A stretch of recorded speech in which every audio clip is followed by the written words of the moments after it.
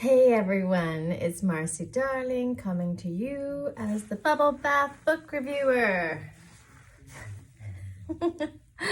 As you know, if you have seen my other book reviews, I do all of my reading in the bubble bath every night.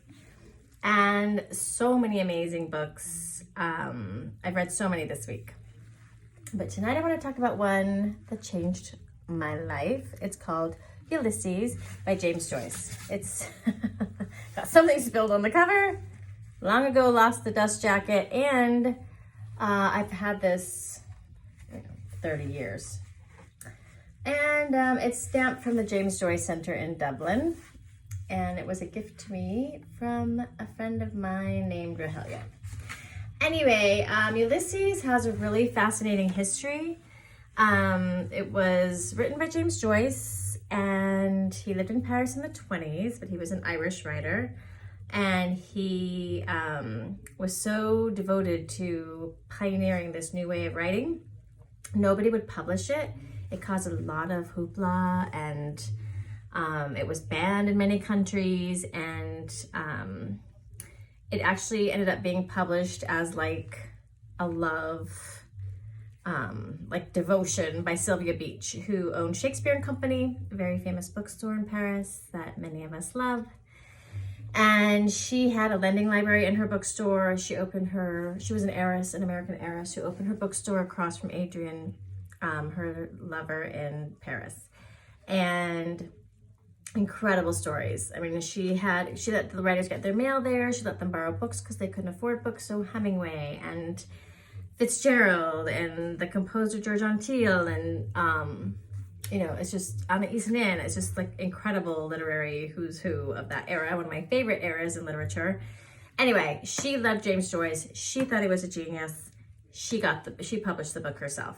And the book is stood the test of time, and there's still a reading of it usually once a year all around the world on Bloom's Day. And it's stream of consciousness writing. So it's one of those books that you really need to, like a lot of classical books, let yourself go from trying to understand every single paragraph.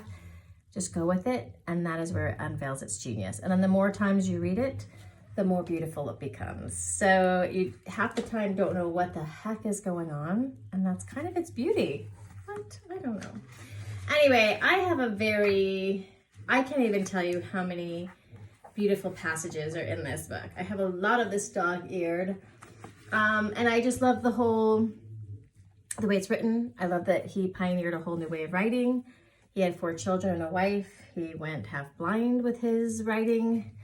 He was a poor artist, and I just love his story, and I love his book, Finnegan's Wake. I actually thought about naming my son Finnegan, ended up naming him Henry for Henry David Thoreau, Dashiell for Dashiell Hammett, and the writer, and Emerson, because I love Emerson's writing as well, his essays, The Transcendentalists.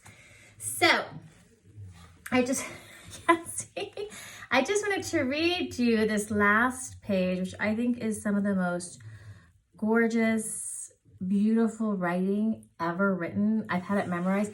Let me tell you how much I love this book. I mean, this particular passage especially.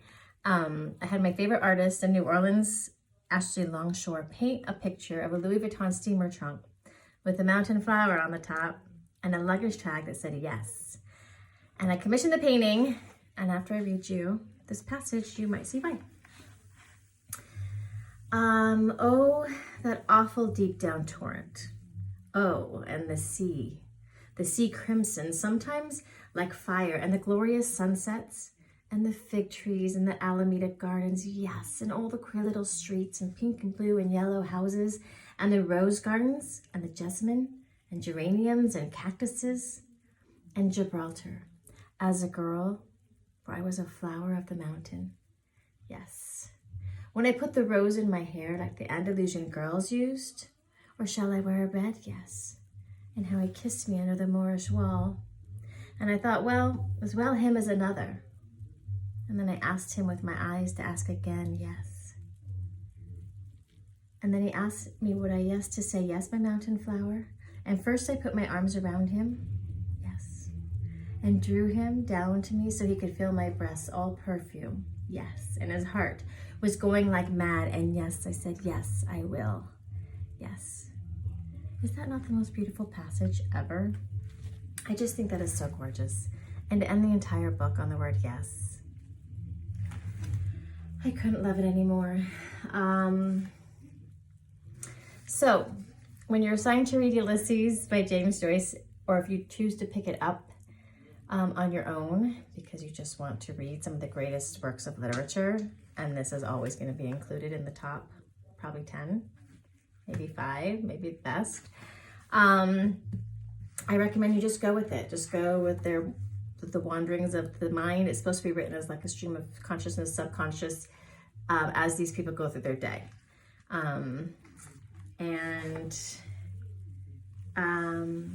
You too, I think it will unveil its gifts to you, and I think you will love it too.